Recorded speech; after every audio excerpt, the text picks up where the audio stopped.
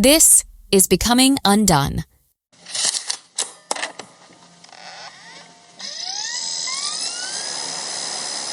So it was 1999.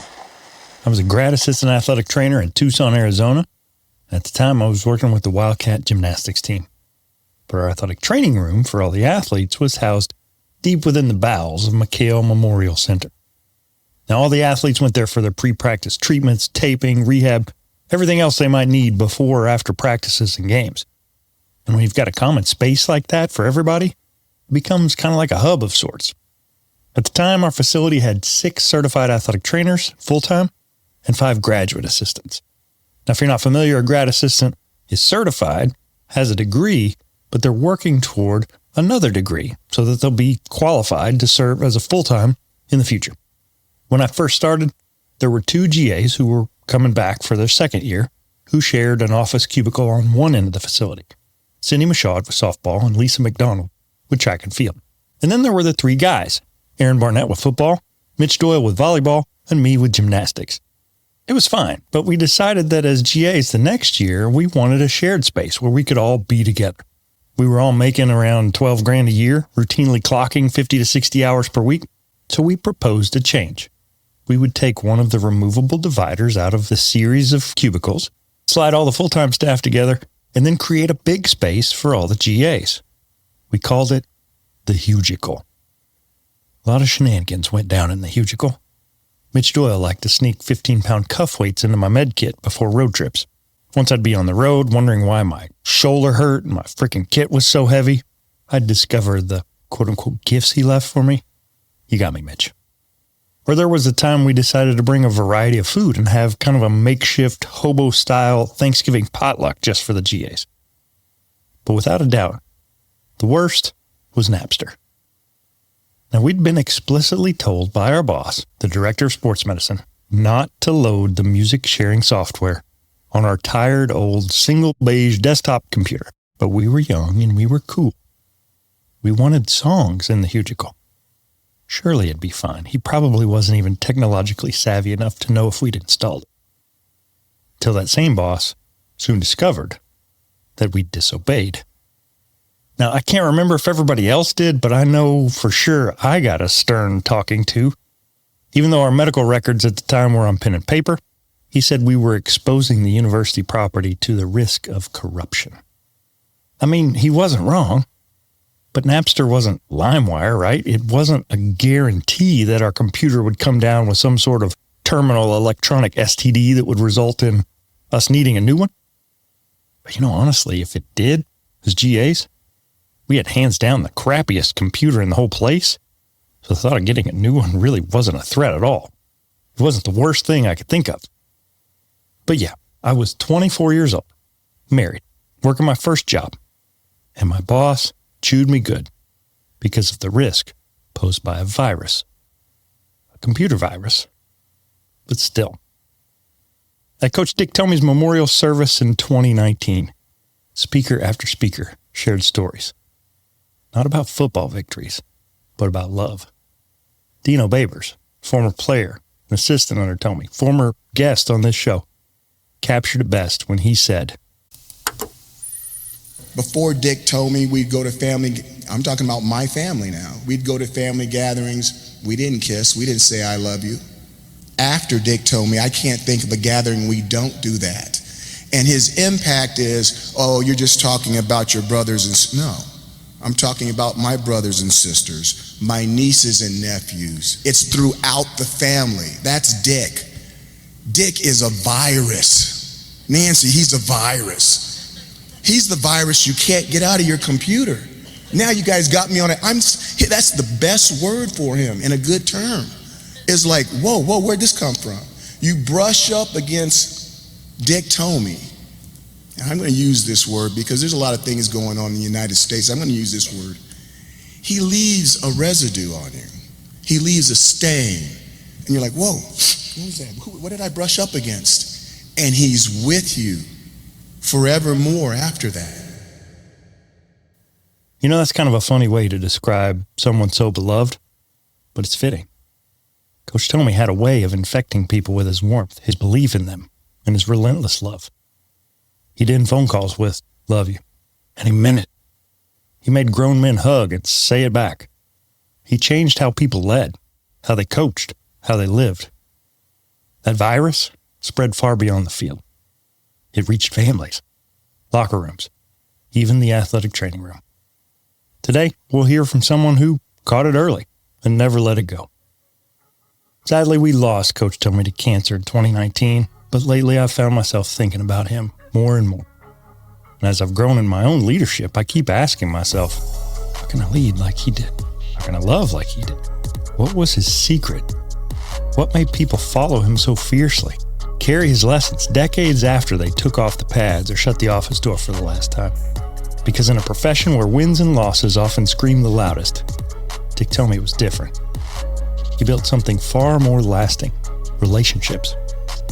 And those questions, they haven't let me go. So started asking, started listening, started chasing down the people who knew him best. Players, staff, family, to unpack what made him special, to trace his path, to learn what made his leadership so timeless.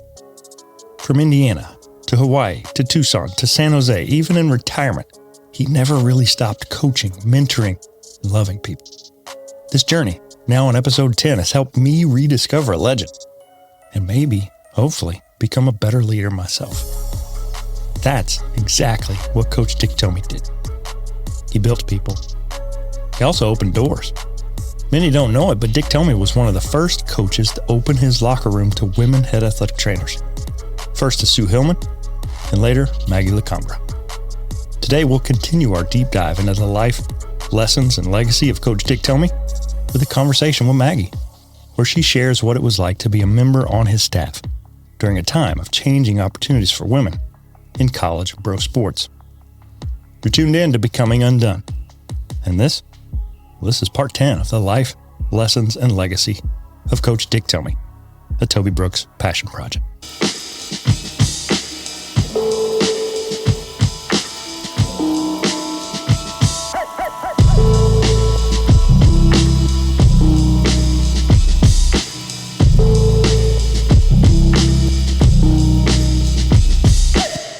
Becoming UnDone is a podcast for those who dare bravely, risk mightily, and grow relentlessly. Join me, Toby Brooks, as I invite a new guest each week where we can examine how high achievers can transform from falling apart to falling into place. And if you've been following along for the past, I guess we're on 9 episodes deep, we've been taking a deep dive on the life, the lessons, and the legacy of the late Coach Dick Tomey. Joining me today is a mentor, a friend, now team sport manager for Gatorade and Gatorade Sports Marketing, Magie Lacambra. Magie, thank you so much for joining me.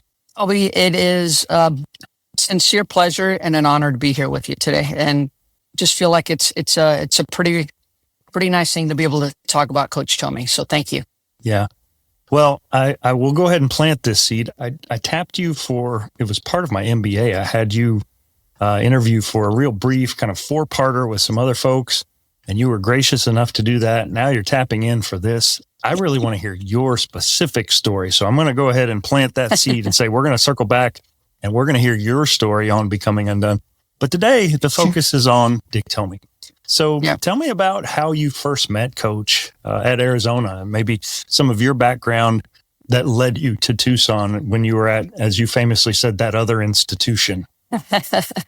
Yeah, it is pretty interesting that I was at Arizona State. I did go to grad school at ASU, and then I was hired full-time in the athletic department. So I was on the opposite side of the field of Coach Tomey without knowing anything about him for a little bit. Although I was not the football athletic trainer at ASU, but, worked games to assist. So when I came to the U of A in 94, Sue Hillman had hired me to work women's basketball and went through the basketball season. I, did not meet Coach Tomey until there. And, I think as you may recall, Coach Tomey liked to roam McHale Center. And he roamed around a lot and sometimes looking for things to eat or snacks or what have you. But he would roam through the training room. And that's how I met him. First time was him roaming through the training room. And when I first came in August, I believe it was, because it was right before training camp was starting. So that was the first time. And it was just as a passing by, hey, this is our new staff member, going to work women's basketball. And he was a champion of everybody in that building. So he was very, very warm at that time. Then my probably next or most official time meeting him was during spring of, it would have been of spring of 95 because I started in 94 there. And Sue called me in her office and said, hey, spring football is about to start. She had some things going on, some projects, and wanted to know if I could cover spring football for her while she stayed inside. So I thought, that's interesting. But heck, I'll do it. Right? Absolutely. Any opportunity. And she was a leader, so I didn't question that. So then I got reintroduced to Coach Tomey, and he knew who I was already and started working at spring football.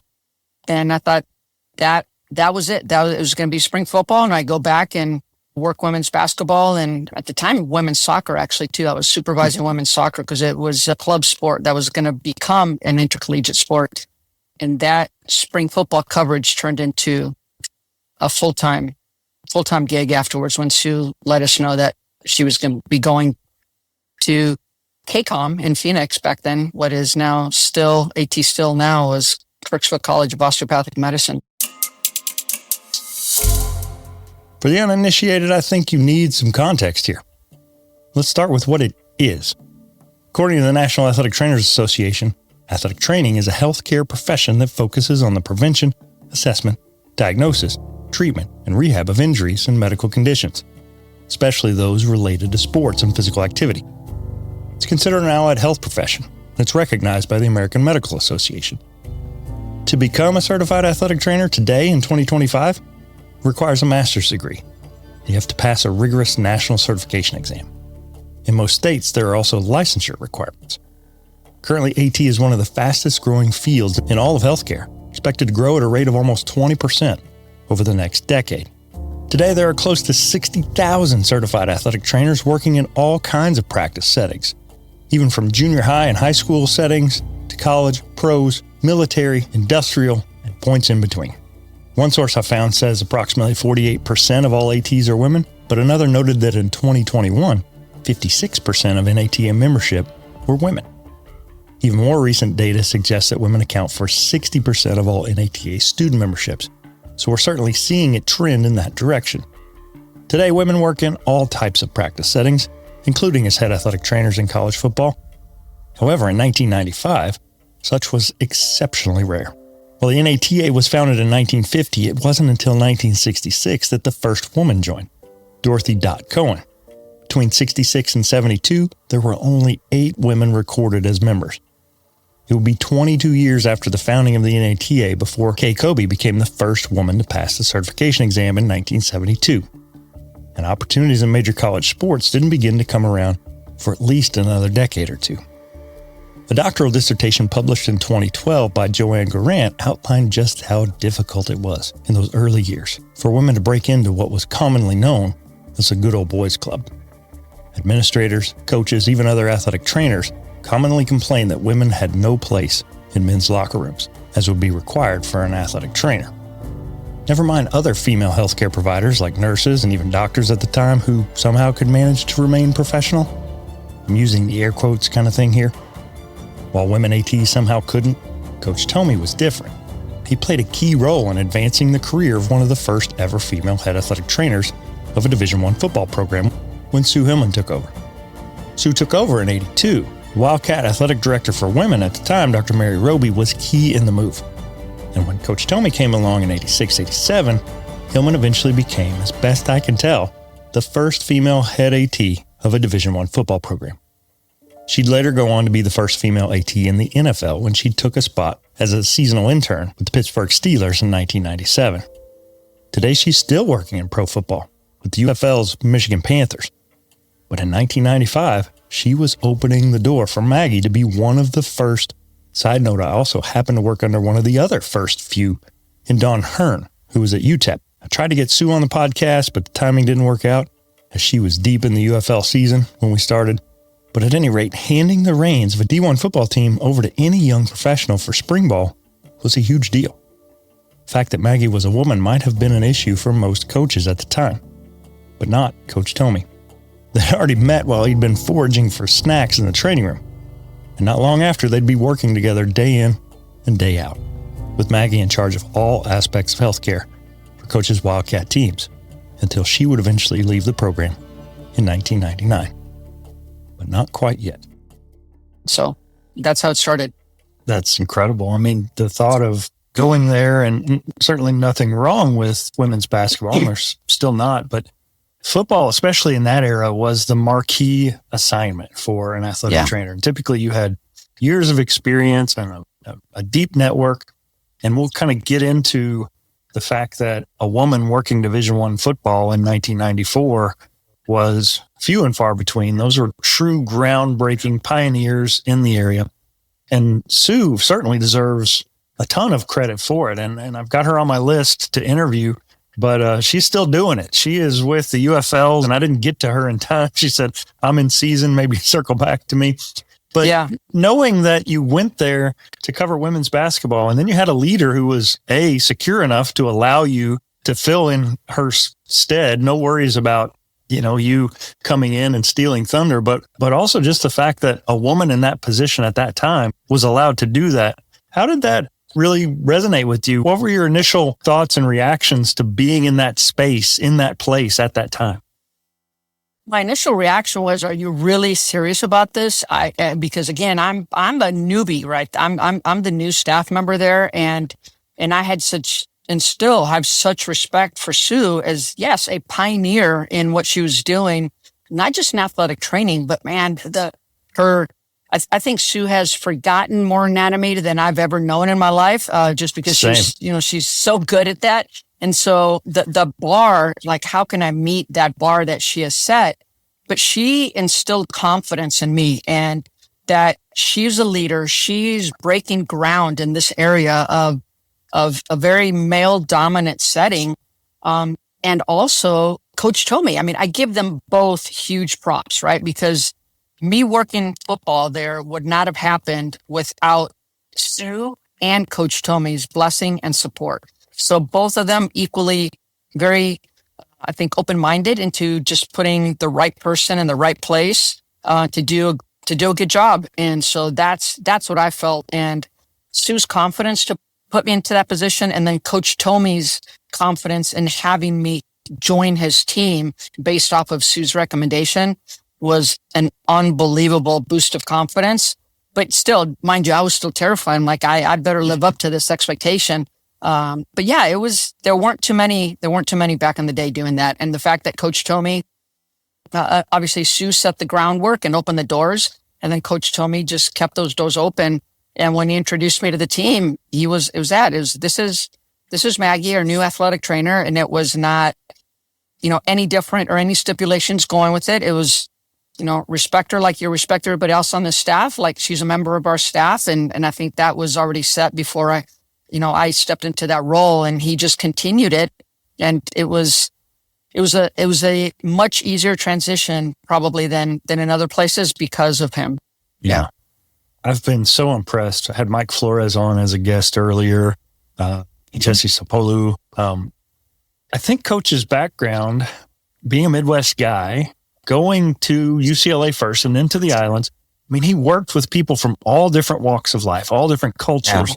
Yeah. And I think he was masterful in his ability, not just to work with people from different cultures, but to draw on those strengths. And this is not a conversation you and I have ever had. So first, I have to say that with that kind of background with Coach Tomey, I think Coach Tomey was a lover of people, right? He didn't care race, sex, age, anything. It was just, he loved people and he loved interacting with people. And so he embraced cultures, he embraced language, he embraced everything. And it's funny because one time in a staff meeting, and I can't remember the true thing of what it was, but there was somebody else in the staff meeting. So it required an introduction, and he introduced me as Maggie Garcia. And then he didn't think of anything. And then somebody it's like, hey, her last name is not Garcia. Right. So he obviously knew that I was of a Hispanic descent. So Mexican mother, Spanish father. I was born in Mexico. I came to the U.S. at the age of 5. And he embraced that, though. It was funny. And Magie Garcia I think she worked in a finance department at Arizona. So there was a Magie Garcia, but he just did this. And to this day, I guarantee you, if I call Nancy, okay, Nancy Kincaid, that she would laugh and call me Magie Garcia, because it made Coach, he was so embarrassed, but he laughed so much about it at that time, kind of just, hey, it's a culture thing. It doesn't matter. And I never took any offense to it. I thought it was hilarious. But yeah, so that's my background. Mexican mother, Spanish father, Mexican descent. Yeah. And so with that background, I mean, we talk about pioneers and groundbreaking positions and how Sue being one of the first Division I football athletic trainers. And I don't know, I've never done the research into that depth, but I have to assume that you were a pioneer both on the ethnic side and on the gender side, where a Mexican-American woman in that role was highly unusual. I mean, in the span of my career, I've seen the percentage of certified athletic trainers flip to being predominantly female. And so these are stories I don't think students today would even be able to recognize, the workplaces that many of our predecessors had to endure. And whether that's sexism, whether that's racism, whatever. And it all comes from the pioneering work of people like yourself, people like Sue. But I also recognize that there's also a coach who is not just willing for that to happen, but wanted that to happen. He wanted a diverse culture.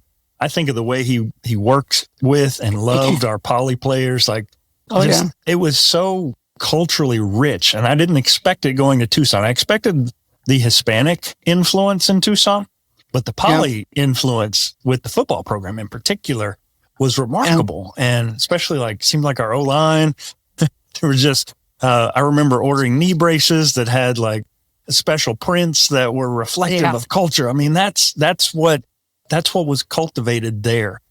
What were your initial impressions of Coach Tomey when you did step into that role as a full-time staff meter, as a leader, as a person?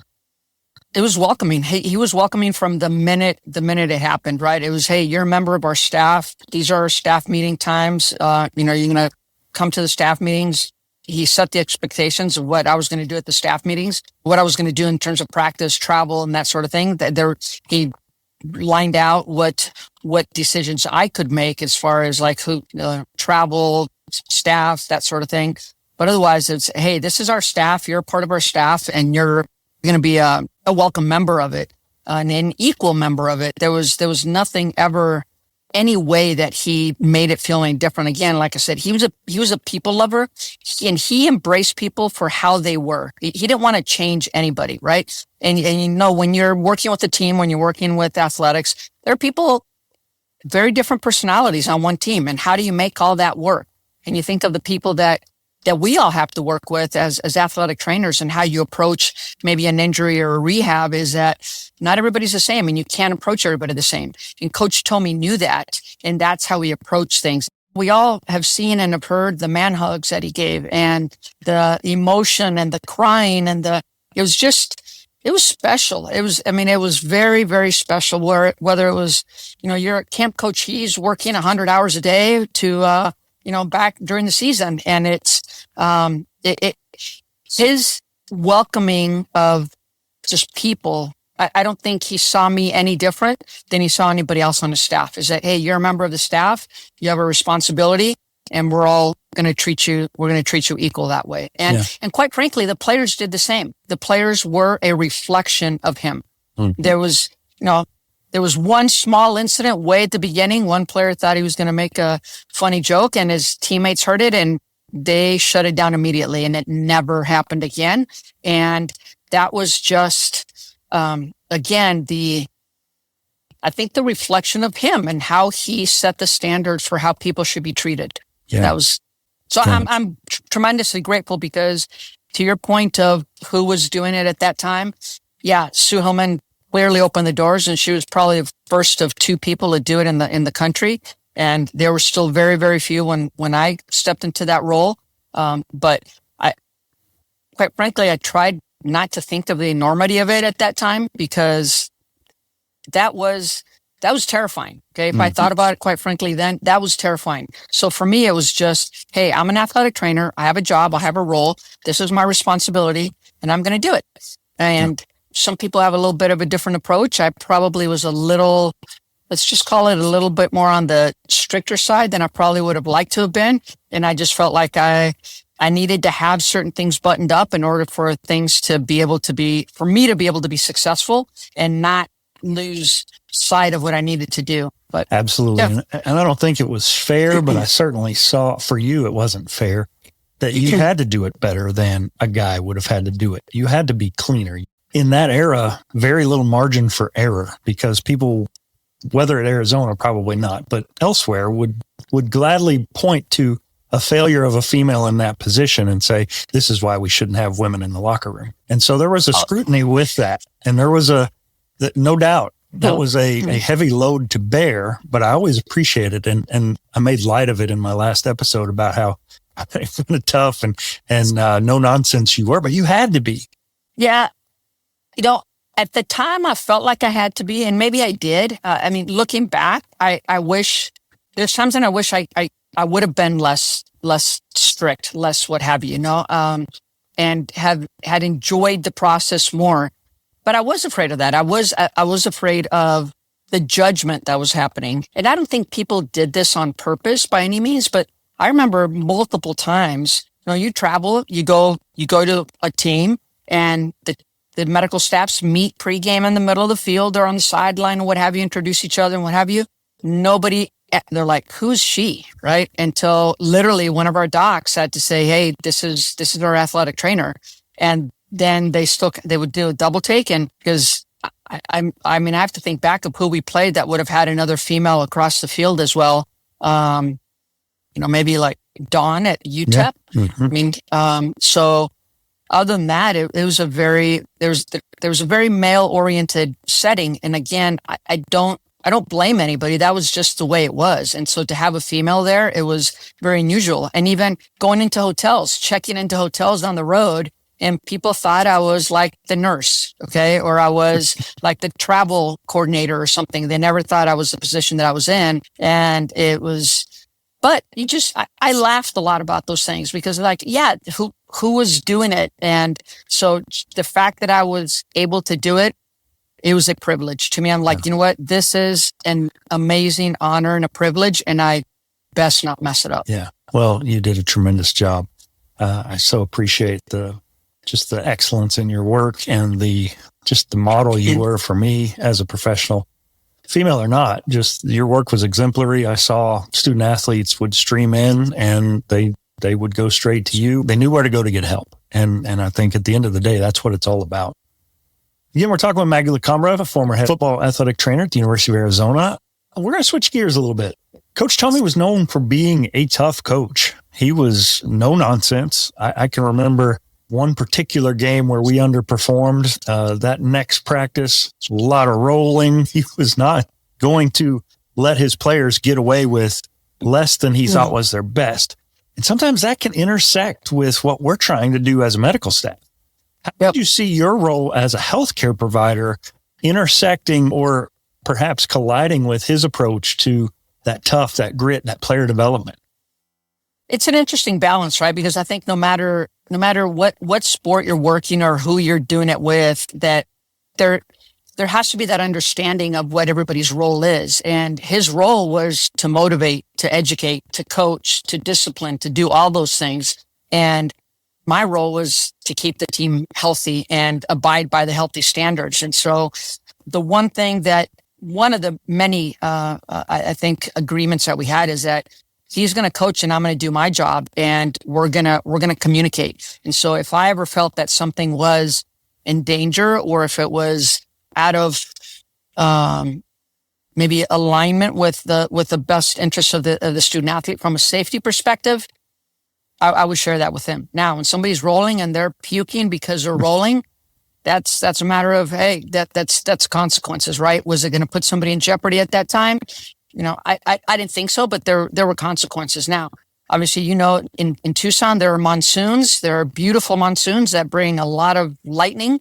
And so like that, it's a player safety. It was my job to with very different tools that they're available now is try to see where those storms are and let coach know when it was time to vacate the field, because it was, no matter what was happening, it was a safety issue. And so he never questioned that.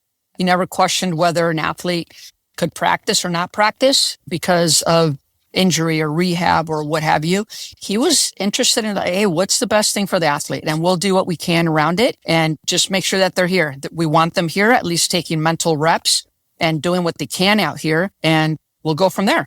And so it was a matter of, I think, meeting in the middle. He's doing what he needs to do. I'm doing what I need to do with the athlete, and we're moving in the same direction. Yeah.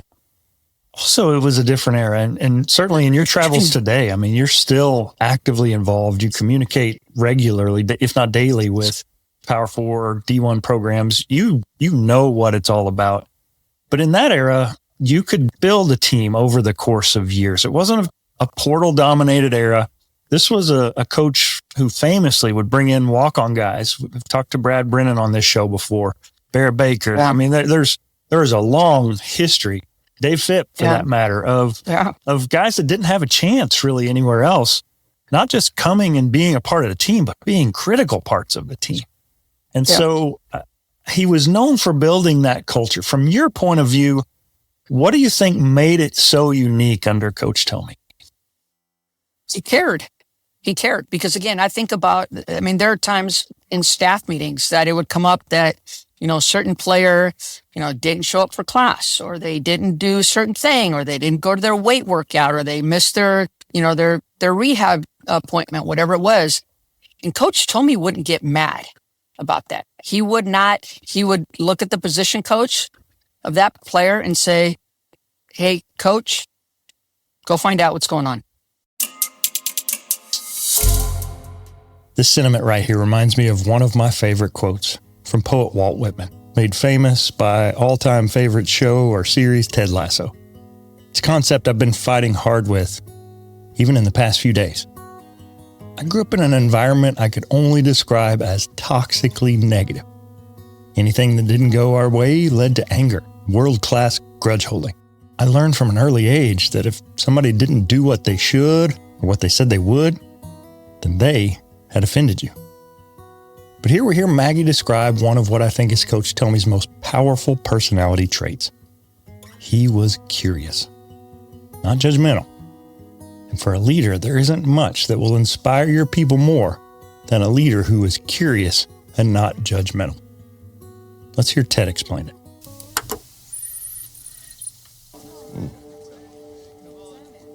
Rupert, guys have underestimated me my entire life. And for years, I never understood why. It used to really bother me. But then one day, I was driving my little boy to school, and I saw this quote by Walt Whitman. It was painted on the wall there. It said, "Be curious, not judgmental." I like that. So I get back in my car, and I'm driving to work, and all of a sudden, it hits me. All them fellas that used to belittle me, not a single one of them were curious. They thought they had everything all figured out, and so they judged everything, and they judged everyone. And I realized that they're underestimating me. Who I was had nothing to do with it. Because if they were curious, they would ask questions. Questions like, have you played a lot of darts, Ted?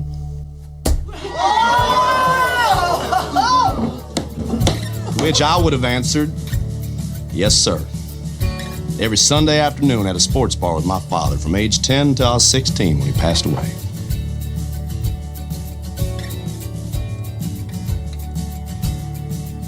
Barbecue sauce. It would be easy to come down like a ton of bricks on a player who wasn't doing what he needed to do, to judge them without even caring about their truth. Coach was not judgmental. He was curious. And he wanted his staff to be curious too. It's an idea that flies in the face of what I'd been taught. Judge first, be curious later. It's a defense mechanism against allowing people to use you or harm you. It's also kind of like scar tissue that keeps you from ever really being vulnerable enough to really, fully, truly love and serve another person. So to Walt Whitman, to Ted Lasso, and to Dick Tomey, my commitment, my recommitment is to do my best to change my innate reflexive tendency to judge into purposeful curiosity, just like Magie was able to do. Find out why this is happening. Okay, we need him in the classroom. We need him at practice. We need him in the training room. We need him in the weight room. Find out what's going on. Okay, and that's a different approach, right? He wasn't going to blame first without knowing what it was. He was going to care. He was going to care first, and then take action. And it was. I don't know if how that approach would be now. And to your point, with all those young men that came there without scholarship as walk-ons or, blue chip players, what have you. And because he cared so much, they stuck around, they developed over time, they earned a scholarship later on. And yet today's environment, wow, I've often thought literally multiple times, how would Coach Tomey do in today's environment of the portal and NIL and so forth? It would be very challenging. I'd love to think that he would have created his own mold and his own way of doing things because he would care so much for the athlete that would supersede anything else that's going on. But you're right, that putting the time in to develop a player and literally sit down on the floor and talk to his parents and tell them how he's going to take care of them or how he's going to do various things. I mean, I had players' parents talk to me on the field at practice about, hey, Coach Tomey said XYZ. I was really worried about them. My son called me talking about whatever it was, and I called Coach Tomey's office and talked to him directly. So he just eased all these things, and he took the time to express care for them as young men, who then became good football players, right? I agree. And team members. Yeah, absolutely. I think one of the saddest aspects of this story for me is the recognition that we are in an era where this kind of coaching becomes harder and harder to do. How can you be successful and win 9 or 10 games or lose your job by having the patience to develop a young man that shows up on your campus, a scrawny 175-pound nothing, and needs 4 or 5 years of development? There's just no time for that anymore. And no. I really think that as much as I would love to have this optimism that his coaching legacy can go on exactly the way it did at Arizona, I just don't think the system allows that kind of love and care for a student athlete anymore. Yeah, no, it is. It's definitely a different setting. I mean, there's a very prominent, well-respected head strength and conditioning coach in a Power 5 school, a Power 4 school. And a few months ago, we were talking, and he just said, Maggie, he said, this is different. It's like, this kid, we've developed him for the last 3 years. Now he just left. He just left, and this other school is going to reap the rewards of all the work that was done here to develop him, and now he's going to go play for them. And he understands it, right? He doesn't like it. And that's why I think Coach Tomey would do the same thing. It's like, it's you put in the work, and you need to hopefully see the rewards of the work that you're putting in. And it's a very different environment now. Yeah. Well, I showed up on campus as Arizona football was growing, and it was a good time. And I was super jealous of Aaron for getting to be that guy, but it was just good to be there during that 98 season, come off a bowl win, and then head into that 98 season, culminating with that Holiday Bowl. And I was looking at that picture just the other day, and it crossed my mind. You've got Chris McAllister hoisting the trophy, all world, everything, all NFL, like an exception in terms of how Coach Tomey was kind of known for landing these highly regarded prospects. So Chris McAllister. Then you've got Kelvin Ifon, who showed up on campus as a basketball player. And then you got Barrett, who was a walk-on. And that pinnacle moment for Arizona football is so emblematic. And I'm getting choked up just thinking about how those 3 guys represent kind of just how vast Coach Tomey's love and care for student athletes were. Those were 3 guys he refused to give up on. And it led to the most successful season ever. And it still hasn't been surpassed. So talk me through that 98 season and what it was like for you to be in the inner circle. Yeah, It was a special time. It was a special time, Toby. Just as you're choking up about it, man, it brings back so many memories for me. And as difficult of those, those times were, the memories are amazing. And those three young men that you mentioned, three very different walks of life, right? Three very different personalities, yet they were brothers on that team because Coach Tomey set that standard, because he embraced them that way, because he created that culture that, hey, you guys, we're going to be in this together, right? We're going to be in this together. And it doesn't matter where you come from, what your background is, and the resources for the athletes, I think are something to be commended as well, right? So you can't do it without having the help in the classroom. Or heck, man, I think of some of these young guys and what they did back then and didn't have financial support from home, right? They're living on that loot check and they're trying to make it work. And now the difference that there is now with that, but those people, staff, players, coaches, everybody involved with it. I mean, it was a family. It was a family. And the goal of Coach Tomey was, it was like, it's like burn the boats. This is, we're going to do this one at a time, one at a time, one at a time. And he just said that. He says, you got to believe, right? That's another great word that Coach Tomey used a lot, but it was true. It's like, if he believes, then the players are going to believe. If he acted like it was going to be possible, then the players are going to believe it was possible.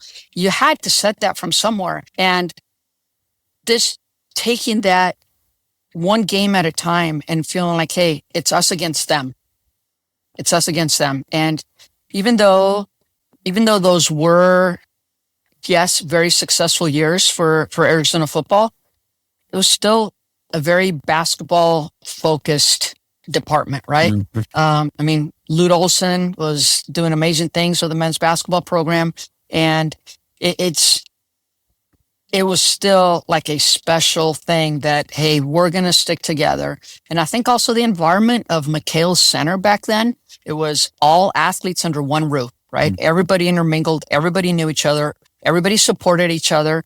And so that energy of success from week to week, no matter what the sport was, it was just contagious. Yeah. And being inside the locker room and hearing the speeches and hearing the players of just what they thought from week to week, pretty priceless. Yeah. Yeah.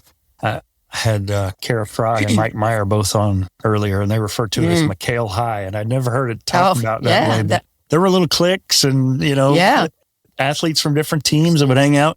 And it was really a cool vibe, just a different kind of dynamic. And I think that came from the top, where we as a staff got together, everybody kind of pulling for one another. And it was, I didn't realize how different that was until I went somewhere else and realized, it's not this way everywhere. That was really different. And that was not just different, it was really, really good. And that's what I feel like time has allowed me to kind of view this experience through. Well, 98 was an inverse of 99. Go into the season of 98 unranked, end up fourth in the country.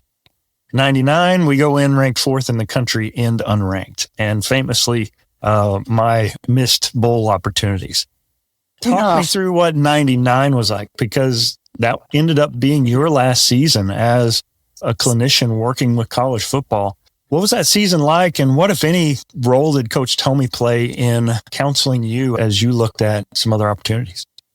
That was a rough year in more ways than one, right? Yeah. So, is that when we started at Penn State and kickoff return for 98 yards and LeVar Arrington and like, oh my gosh, what are we doing? Yeah. So, yeah, that was almost like looking back, it was almost like a preface of what the year was going to be like, and without knowing it, right? Without knowing it, and to nobody's fault, nothing. It just, things did not work out or pan out the way I think any of us had wanted or had planned for it to be. So it was difficult on the field. There were some challenges going on staff-wise within our department as well. Let's just say there was some challenges there. And that's probably where I feel like if I have regrets, those are the regrets that I have, is how I handled that year for the team. And because the team was still working. The team was still doing what they needed to do, right? They didn't need to hear or didn't need to see or experience what was happening to my side of things at work.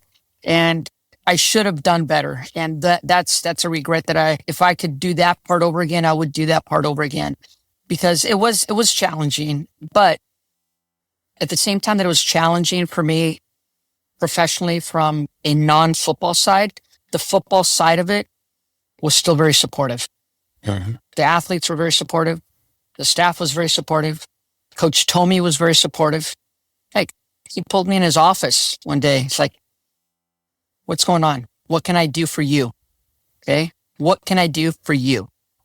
And wow. It's not often that you get that from a head football coach that's concerned about, an athletic trainer. I think there are people out there nowadays that do have that very tight relationship with the coaches they work with. And that is something that I will forever be grateful for Coach Tomey and that support that he had of what can I do for you? Still, that last year, painful, but rewarding as well. But otherwise, Coach Tomey and the team were amazing. And you guys, that's the other one. I owe you guys all an apology as GAs and students and staff of not being able to not be more of a support, more of a mentor to you guys. I was in a little bit of a tunnel there, I would say, to keep words clean there, is that, let's just say I was in a funk. I was in a deep funk and I didn't handle it well. And that's the other part of my regret, is not having been a better mentor for you guys and teach you more of what it was. It was kind of, I felt like I was on survival mode, and I almost kind of made you guys be on survival mode as well as a consequence. And that was not fair. So I apologize for that. Not necessary. Appreciate it, but not necessary. I can say this from my perspective, not knowing the details, but seeing, and I kind of saw this again in 2000 from a distance. I mean, I wasn't working with you day in and day out, but working adjacent to you day in and day out. Same thing was happening in 2000. I wasn't working day in and day out with that coaching staff as a GA, but I saw it, and I saw kind of the wear and tear as that season dragged on, like what it was doing, kind of the countenance of people. And this was an era where, I mean, we had Jeff Jansen as our sports performance guy, but there was no mental health care, certainly for staff, very little for student athletes. And so you're just doing your best to survive. And I want to tell you unequivocally, like, I was inspired by seeing you do the job you did with the resources you had, limited as they were. I couldn't have asked for a better mentor in that circumstance. It was powerful to see you continue to do the job in the face of what you were facing, which I didn't have all the details on and didn't need them, frankly. Well, I truly thank you. Thank you for those very kind words.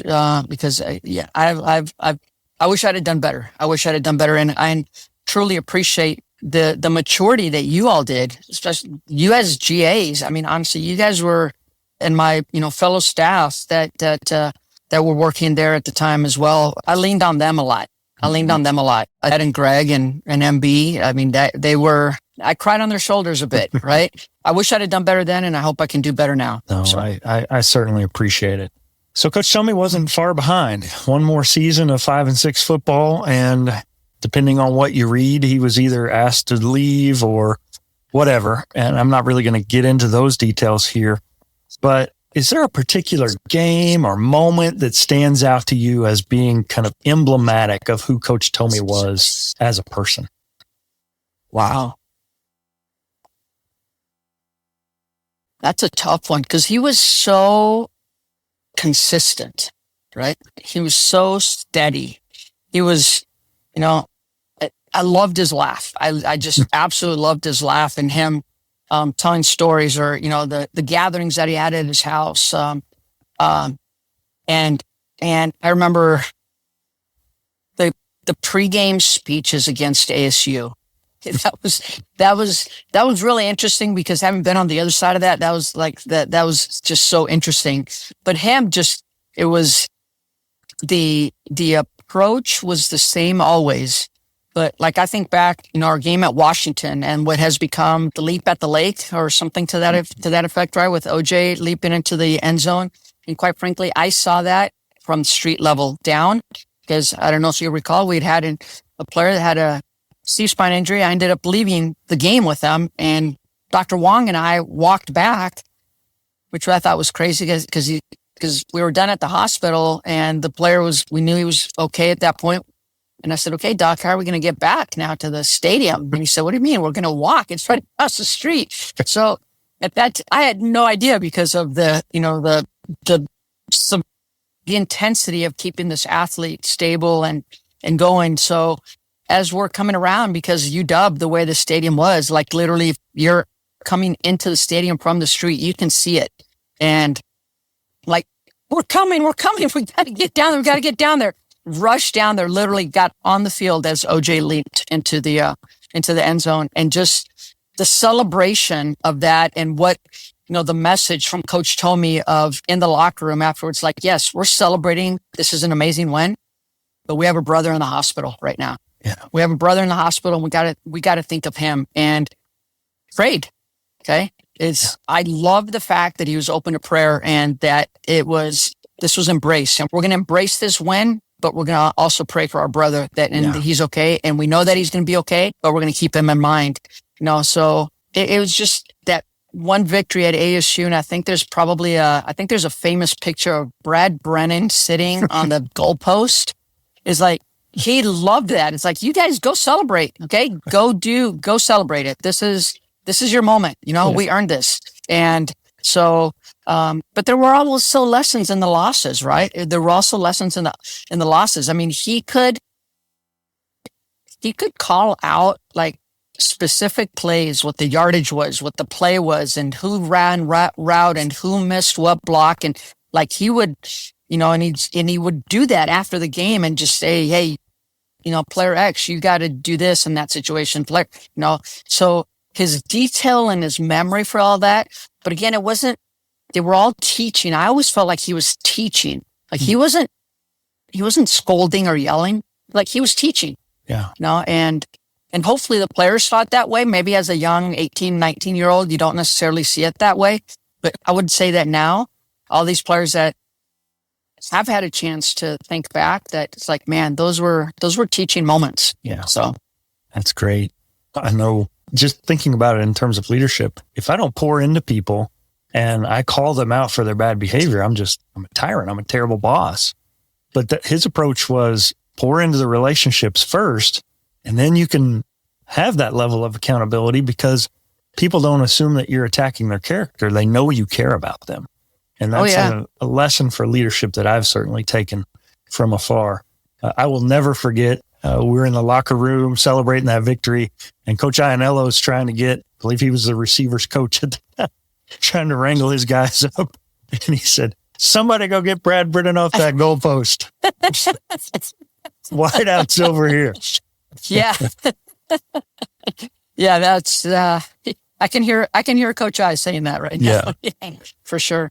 Yeah. So I think it's been a long time, obviously, but as you've grown in your career and moved on to other things with Gatorade, you continue to be involved in athletics. What do you feel like are the lasting bits of Coach Tomey's legacy that have served you as you've continued to grow as a professional? Wow. I think I always think back of how he just handled things with integrity, right? And again, of trying not to get too high or too low, of which I have an issue with. I wear my emotions on my sleeve, and everybody knows what it is. And I think as I've grown in my current position now, is I've tried to learn to manage things more. And I think Coach knew that, and he would share this, is that know what you can control and do that, take care of that. When you can't control, don't worry about it, right? Because you can't control it. But if you do the things that you're supposed to do, it's almost like plan your work and work your plan, is that if you take care of those things, you're going to be in a good position. Now, sometimes the guy on the other side of the line, or the other side of the ball, he's going to be better than you. Okay. He just is. But you don't have to tell him that. You don't have to show him that. You can outwork him. outsmart them. You can outdo whatever it was. And so I think that was part of also his development of players is that, yeah, you guys, there's a lot of blue chip players here. I mean, like Teddy Bruschi. I'm like, we're crying out loud. You think of these guys that they were considered marginal players everywhere else in the country, and they did such amazing things there. Everyone that you've mentioned so far, and amazing, amazing individuals. And so one of the biggest things that I take away from Coach Tomey is just how he treated people. It's like, let people be the way they're going to be. Don't change people. That's the beauty of life and the beauty of individuals, right? Is treat people how you would want to be treated. You're respectful and just let everybody be and love each other. Yeah. And I'm curious, I mean, he had to have gone to Hawaii with many of these philosophies and talked to Coach Vermeil and talked to Coach Flores. Yeah. But I feel like Hawaii was the perfect place for him to cultivate this ohana, this family first. We are in this together. And I certainly saw evidence of that at U of A and from the sounds of it at San Jose later in his career when he took a San Jose State that's notoriously one of the lowest funded programs in the nation to a bowl game. That doesn't just happen. They didn't buy that. They built that. Yeah. Again, one step at a time. And of just, I mean, even like I see the variance of the haves and the have-nots, even now in the job that I have, with the differences of budgets of one school versus another school and what they do. And Coach Tomey was never concerned about that. You know, it was just, hey, we're blue collar people and we're going to work hard. We're going to outwork our opponent. We're going to outwork anybody that's across that line from us. And that's how we're going to do it. And if we believe in each other and we support each other, there's a lot that can be accomplished. And I think, you know, he loved having his family around. Okay. He loved obviously Rich being right there and coming around to practice. Nancy used to come to practice a lot. You know, and every once in a while we'd see Lee as well. So it was just, he would have events at his house, you know, across the street there from McHale from McHale. And he just loved having people around and embracing people. So ohana is a perfect word for him, is that's what he believed going into it. And that's, you know, if it's a matter of this is how he wanted to be treated, okay, he was going to treat others how he wanted to be treated. And that embracing of the family environment, he extended that out. He was very proud of his family. Obviously, I heard Rich talk, and you know, I think Coach Tomey was tough on him, but he also loved him, and he wasn't afraid to be open about his love for another individual. And that's a special quality about a human and about a man, especially. And he wasn't afraid to show that. And I think that's part of it. It's like, we don't need fancy stuff. We don't need this, but you know what? Give us a ball, give us a field, give us some cleats and helmets. We're going to take care of things. Yeah. And I think he always just carried that out. Yeah. I think Rich even pointed to it. He relished the role of the underdog. And I think he preferred the way it went down in 98 unranked to best season in school history, as opposed to heavy expectations and having to carry that weight. That really wasn't. He did not like that high ranking that year. Yeah. Yep. Any particularly funny stories about Coach Tomey that come to mind when I ask? Oh gosh, there's so many. There's so many, and it's, again, I think of, if you just see him, it was that, you know, he wasn't worried about a fancy suit or, you know, fancy apparel. Okay, like you know, Coach Tomey often wore dress shoes without socks and shorts. You know, it was like he set his own tone. There may have been a time or two when you're standing at an event with a plate of food and Coach Tomey comes over and just grabs a piece of food off your plate, whatever it was, right? And that was okay, because that's who he was. That's who he was. It was just, he was that comfortable. It's like, hey, we're all family here. Let me take that celery off your plate, right? So, but it was just that. And he just loved seeing the guys have fun. And even in the most intense times, like I remember standing on the fields at Camp Cochise. This is training camp, right? Preseason training camp.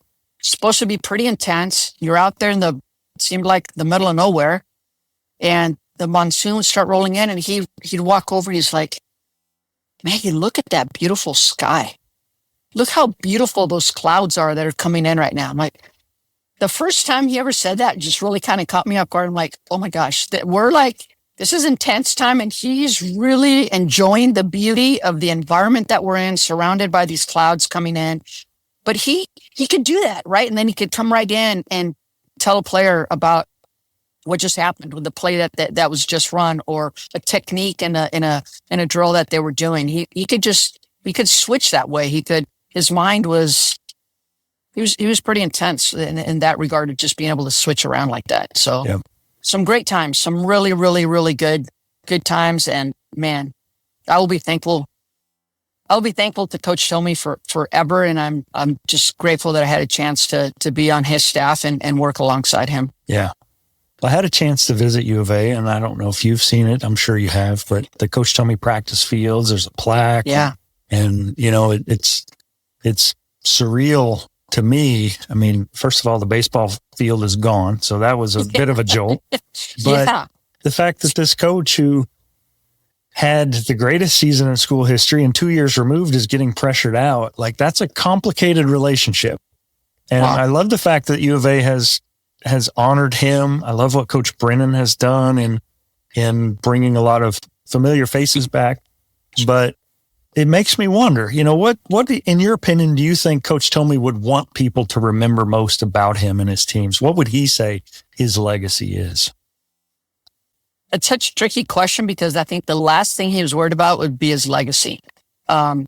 Yet, if he had to, I would just say, again, it's just family and how he treated people, that he cared, that he was a caring human being. And it wasn't that, I think most people know that he loved baseball. I mean, he was a baseball player, right? And that's what he did in his off time, was play baseball. But he was an amazing football coach, and he knew how to build a staff, and he knew how to get the most out of his staff. He knew how to get the most out of the players. But he cared. He cared a lot. And he showed that every day. And I think just knowing the type of individual that he was, that, again, didn't care about a legacy, but if you had to put a word on it, it was that he cared. Yeah. Without a doubt. Yeah, absolutely. Well, last one here. We're gonna play a little bit of make believe. I want you to look into the camera. We're on the Zoom call here. Pretend I'm him. You get one more chance to say whatever's on your heart. What would you say?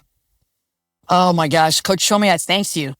I thank you for allowing me and to be a part of your team, for supporting me, for building the culture that you built and embracing everybody that was a part of it, and just allowing us all to be individuals and allowing us each to basically be in charge of our own success. That you laid that groundwork, and I love you for it. I miss you. Yeah. Well, so heartfelt. I sincerely appreciate you joining me today, Mags. It's been tremendous.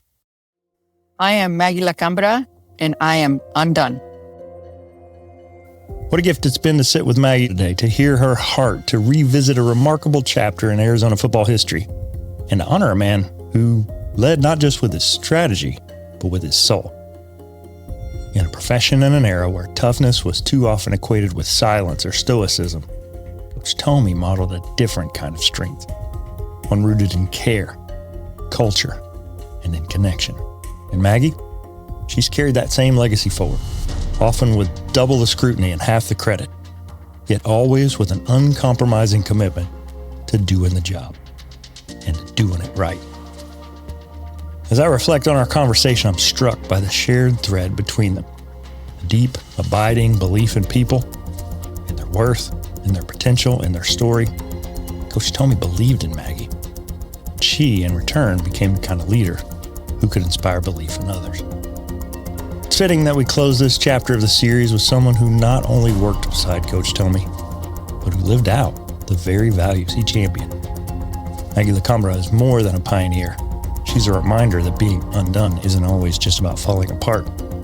It's about showing up, holding the line, and becoming something more. Peace by hard-worn peace.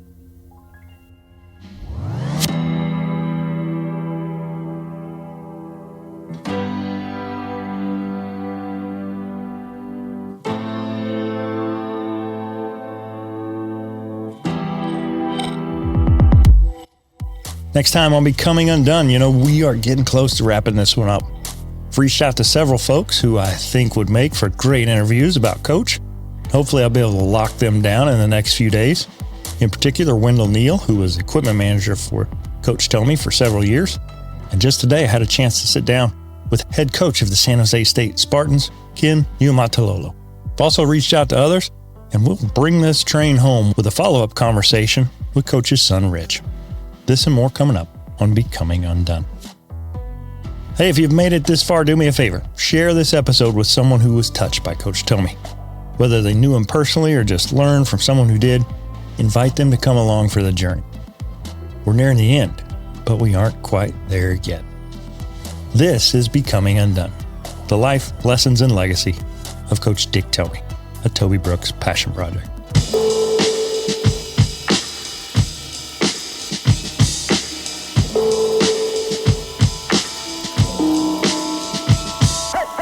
Becoming UnDone is a Nitro Hype creative production written and produced by me, Toby Brooks. Follow along on Facebook, Instagram, and LinkedIn at Becoming UnDone Pod. Follow me at Toby J. Brooks. Check out my link tree at linktr.ee/Toby J. Brooks. Subscribe, and please leave me a review on Apple Podcasts, Spotify, iHeartRadio, or wherever you're listening right now. Till next time, thanks for listening. Be purposeful, be relentless, love somebody enough to tell them the truth. But above all else, keep on becoming undone.